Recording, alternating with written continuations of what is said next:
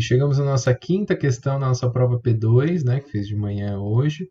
E nessa questão, agora a gente já deixa um pouquinho para trás a parte de termometria, que foram as primeiras duas questões, a parte de dilatação, as últimas duas, e agora nessas questões 5 e 6, falaremos sobre a calorimetria. Nesse primeiro, uma análise de um gráfico, é muito importante você saber ler um gráfico, não só no segundo ano, no terceiro, mas na vida inteira a gente vai se deparar com gráficos e saber interpretá-los é fundamental na nossa vida, né? Então, sempre eu acho importante fazer uma leitura. No caso aqui é um gráfico de temperatura por quantidade de calor, e ele pede aqui três tópicos, né? Três itens aqui que a gente vai responder. Primeiro, no item A, ele pede qual a temperatura de fusão e ebulição dessa substância. Bom, o que a gente precisa lembrar?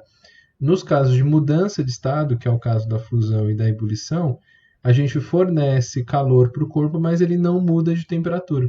E a gente tem dois instantes nesse caso, que é esse instante aqui e esse instante, né?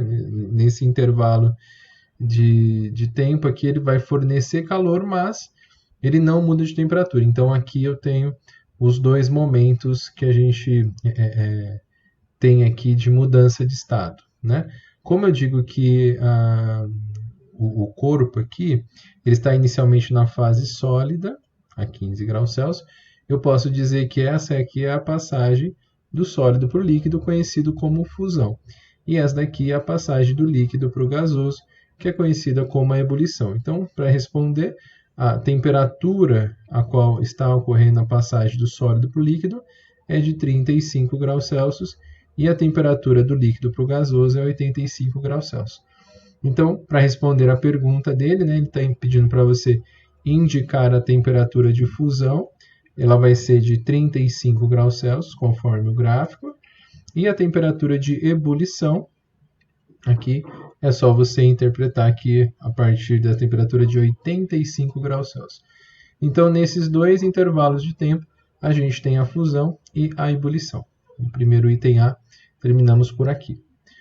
No item B, a gente coloca que calcule o calor específico da substância na fase sólida. Então, na fase sólida, nós estamos nesse intervalo aqui. E a capacidade térmica na fase líquida aqui. Então, primeiro, para a gente achar o calor específico, a gente vai usar o Q-macete. Então, o Q-macete aí, um padrão. Perceba, na fase sólida, há o fornecimento para sair de 15 e ir para 35, eu vou fornecer 2.000 calorias. Saio de 0 e vou até 2.000 aqui. Então, eu forneço 2.000. A massa desse corpo vai ser de 10 gramas. O calor específico aqui, eu vou colocar CS de calor específico na fase sólida, vezes a variação de temperatura, que vai de 15 para 35. Então, 35 menos 15.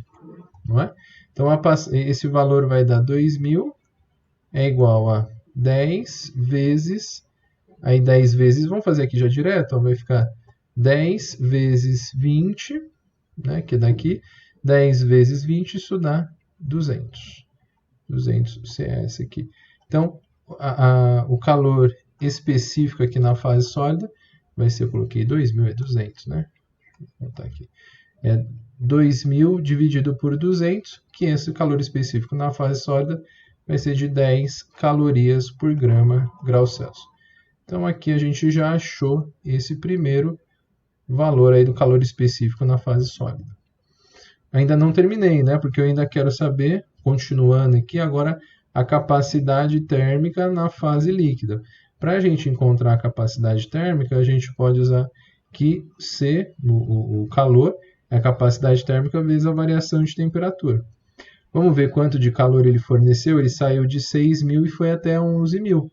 Então, esse valor aqui é de 11.000, é igual, 11.000 não, de 6.000 até 11.000, ele forneceu 5.000 calorias. 5.000 calorias, a capacidade térmica eu vou descobrir, e a variação de temperatura dele, ele vai sair de 35 e vai para 85. Então, esse valor que a gente substitui vai ser 85 menos 35. Não é? Então, ao fazer esse cálculo, a gente vai descobrir que 5.000 é igual a C vezes 50. Então, dividindo os 5.000 por 50, a gente vai descobrir que essa capacidade térmica aqui dele é de 100 calorias por grau Celsius. Então, a capacidade térmica na fase líquida, deixa eu colocar esse prefixo L aqui, para a gente diferenciar as duas respostas que está sendo perguntada aqui, as duas incógnitas que eles estão perguntando para a gente.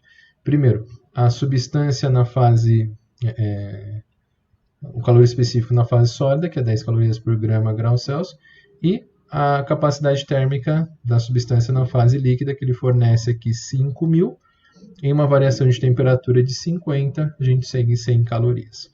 No item C, ele pergunta o calor latente de fusão. Bom, de fusão, aqui a gente encontra, ó, na fusão, a gente usa o QMOL, né, que é igual a ml. Como a gente tem nesse intervalo aqui uma quantidade de calor fornecida de 2.000 para 6.000, eu forneci 4.000 calorias, num total de 10 gramas. 10 vezes L, portanto, esse L aqui dele vai ser de 400 calorias por grama. Esse é o calor latente de fusão dessa substância. Então, mais uma resposta aí que ele estava perguntando. E na ebulição a gente vai fazer a mesma lógica, só que aqui a quantidade de calor que nós fornecemos aqui vai de 11.000 para 15.000, também vai ser 4.000, então os dois valores serão iguais aí. Então 4.000 é igual a massa de 10 vezes L, e aí esse calor latente, vamos colocar esse aqui que é o de fusão e esse aqui é o de ebulição, também será de 400 calorias por grama. Então são as duas respostas que eles estão perguntando para a gente, né? Então, que você queria. Então, são na verdade cinco questões, né? 5 itens aí que você deveria fazer. O primeiro, achar as temperaturas de fusão e ebulição. Depois, o calor específico na fase sólida, a capacidade térmica na fase líquida e o latente de fusão e de ebulição. Então, cada um deles você encontra esses resultados aqui, beleza? Mais uma questãozinha aí na nossa prova P2.